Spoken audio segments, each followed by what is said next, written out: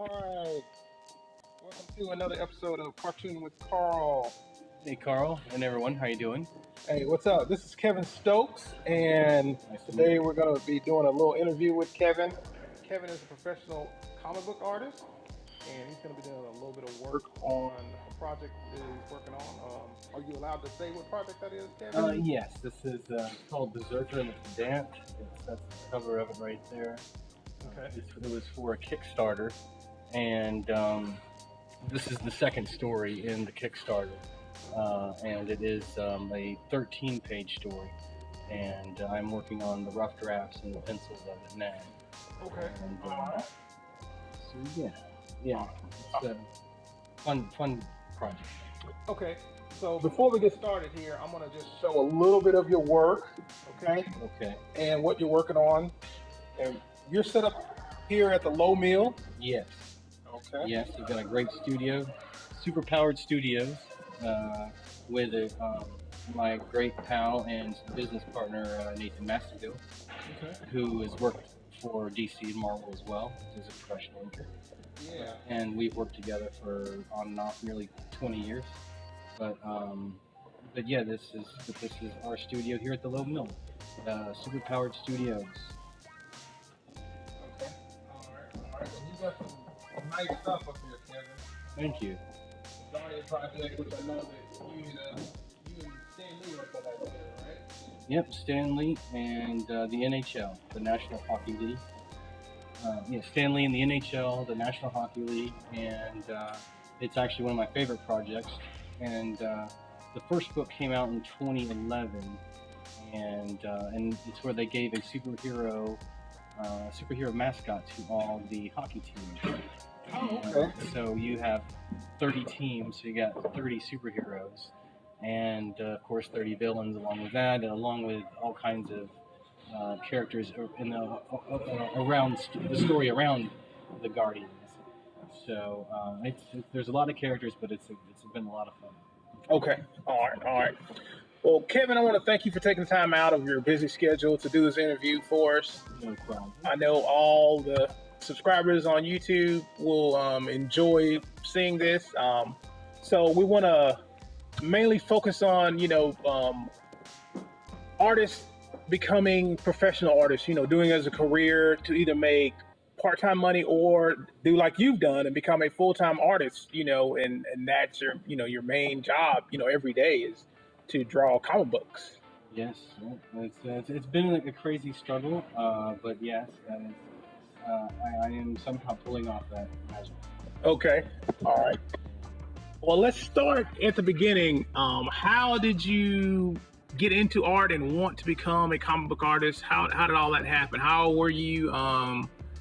Where did the passion come from? Where did the inspiration come from, and things like that? Well, a combination of a few things, I feel. I do admit that I think somewhat of it was genetic, because my mother painted, both of my grandmothers kind of painted a little bit.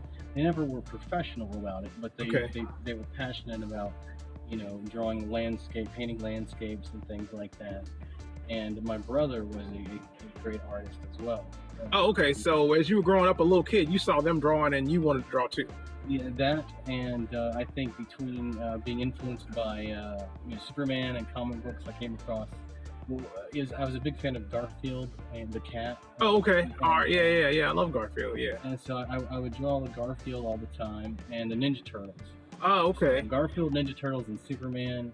And then, I don't know, it wasn't about, 7th or 8th grade when I realized, people can actually do this for a living.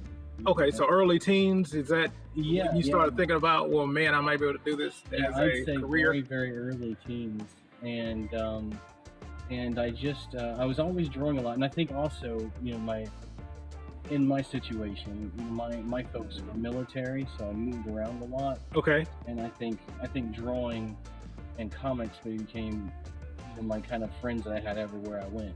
Oh, okay. All right. Kind of gave me that way of.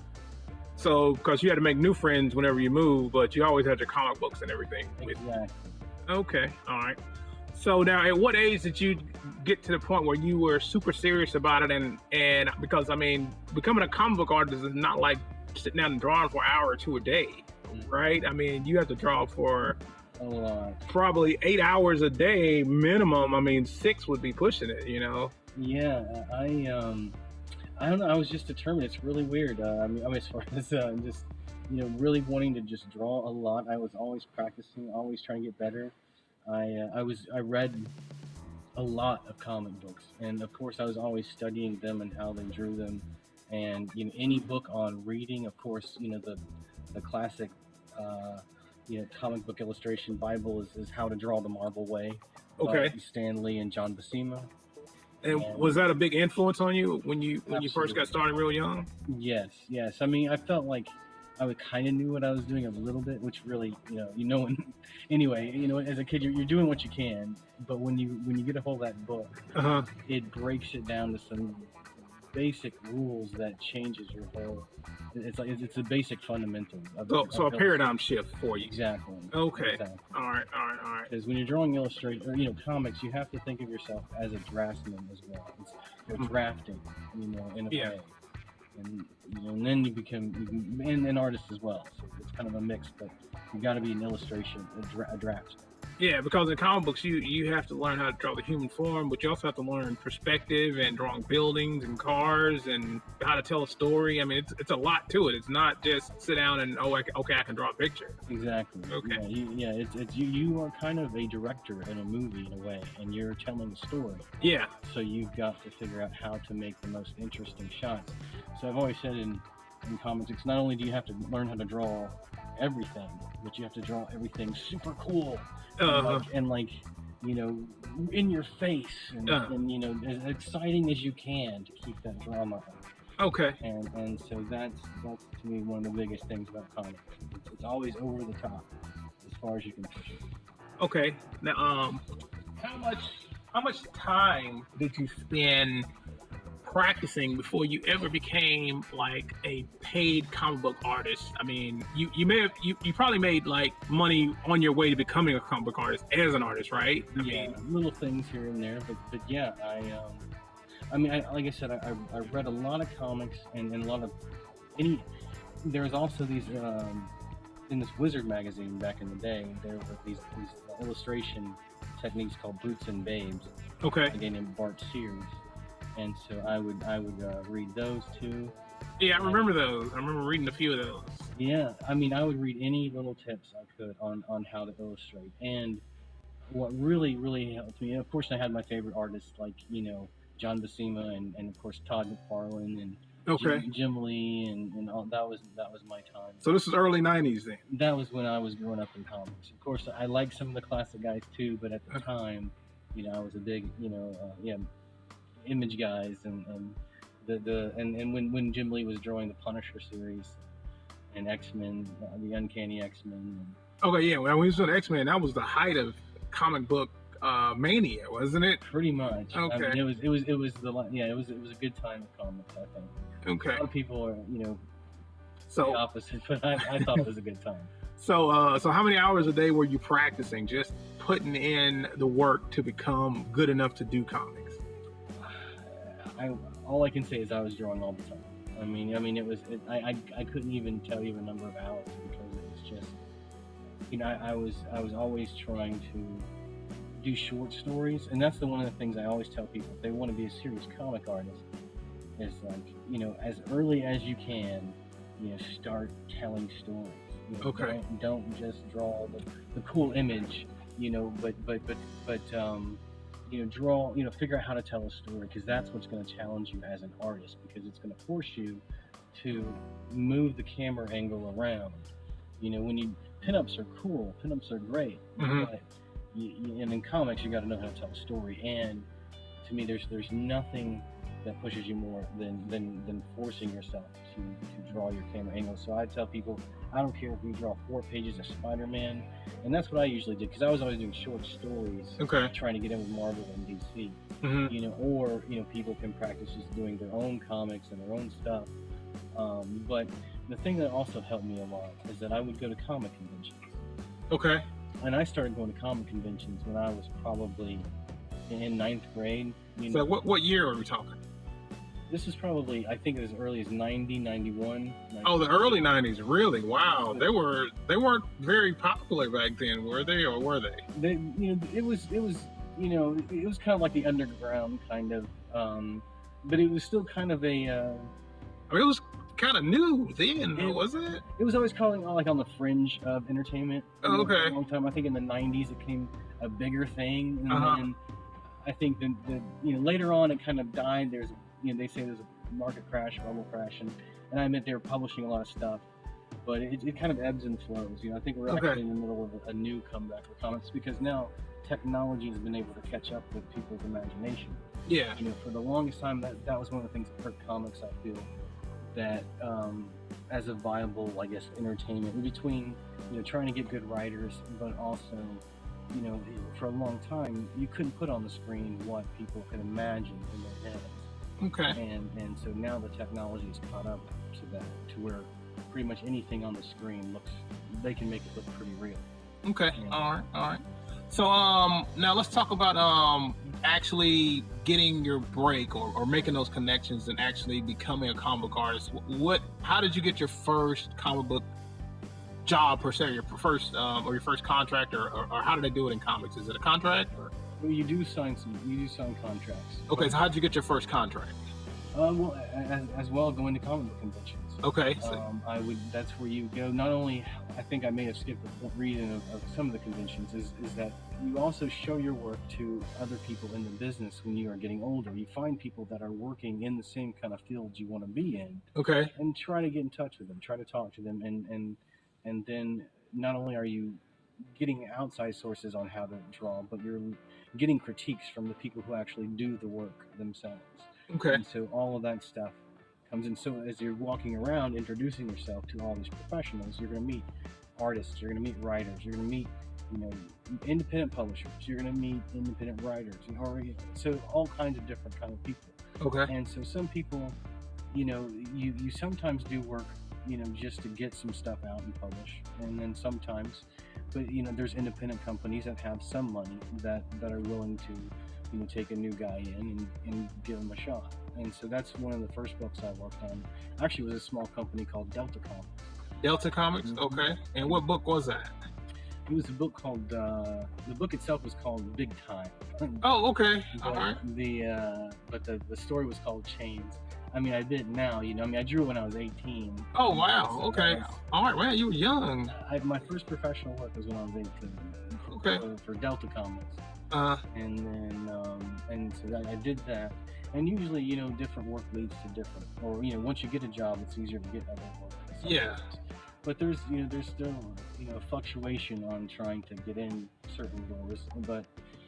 But so now you said you when you went to comic books you would get like critiques and stuff. Did anybody ever like tell you didn't have what it took to do this job, or give you like a really downer critique or anything like that, or were most people positive? And I think majority of the time I felt like people were positive. Okay. Really, to me, I would take the challenge as far as, and I remember even McFarlane saying at this point, it's like you kind of go into an interview and they're going to have a gun and they shoot you like about 6 different ways of telling you what you need to work on. And so when you work on that, so that next time you see them, you only get hit about 2 or 3 times. Oh, okay. And the next time you see them, you're learning like the Matrix and how to dodge the bullet. So it's kind of, that's how I think it works a lot for me, is building the relationships and keeping in contact. Okay, so after your first gig, Big Time, mm-hmm. You went on to do other stuff. I've done other stuff. I've done a lot of little independent books before. You get into some bigger things. I mean, I've worked for the Night Press on a book called Savage Family. I worked on. Okay. But when I was in, I did a book for Image, which was called, of course, the most family name you can think of is Shut Up and Die. Oh, okay. All right. A crime book. So it lasted 3 issues under Image, and I was 19, 20 when I did that. Okay. And, all right. but various things like that. And then but I've been working lately for like either Dynamite or Okay, yeah, that's what we want to get into now. What are you working on now? What's your most recent? I know you talked about the Guardians at the beginning of the interview. What projects are you working on now that you can talk about and share with us? um, because the Guardians at least came out once before. I will say I've worked on a second story for that. It's not out yet, but Okay, I just wrapped up a decent sized story arc for that, and that has been one of my favorite projects. It's just not quite. The second book's not out yet. The first book is hard to find, but you can find it on eBay or other places. But it was, like I said, it was the NHL and Stan Lee, and a lot of. I mean, it's a lot of fun. A lot of superheroes. I hardly get to draw superheroes. It seems oh, in okay, comics. So this project has got, like not only do I have a superhero, I've got like 60. okay, all right, So yeah, yeah, it's pretty fun. all right, okay, all right. And And is that you're working on other stuff too, right? yes, like I said earlier, the Berserker with the Dance. Okay, It's kind of a medieval story. It's a play on, well, on role playing games. I won't go too much into the storyline, but it's a comedic, kind of fun adventure. Kind of um, you know kind of like fun but violent, almost like Lobo. It's okay, in that kind of humor. okay. And that I think flowed well with when I worked on Pathfinder. I did some books for Dynamite under Pathfinder. Okay. So All right. I did their special, I think, for a couple of years ago, and one of their books, one of the last miniseries. All right. So, I mean, this has been a great interview, Kevin. And I wanted to ask you before we go, what would be your advice to up and coming artists to try and go from just making this a hobby to becoming, making it either a career or at least, making an income with it as, something that they can, take into professional realm? The biggest thing I would say is to constantly push yourself to learn. Constantly push yourself, even outside of school, no matter where you're at. We're living in a great time with the internet. There's all kinds of tutorials to learn any kind of artwork you're looking for. Okay. But I would say, whatever niche you want to go to. I think, I know I don't want to pigeonhole people, but I feel people need to come up with a direction. Okay. Usually when they're working on stuff, and try to find just two or three or four artists that you really admire their work and want to kind of not so much be like, but or emulate. But see how you can meet them at a convention, or meet artists that you can kind of, again, pick their brain a little bit and try to learn from other people's experience as well, and accumulate as much knowledge as possible from everyone you meet. Okay. All right. All right. Well, thanks, man. Okay. Well, thanks for doing the interview for us, Kevin. Yeah, no problem. All right. Once again, it's Kevin Stokes, and Thank you, Carlo. and all right, and I want to thank everybody on YouTube for watching this video, and we'll see you in another video. Awesome. You guys have a great night.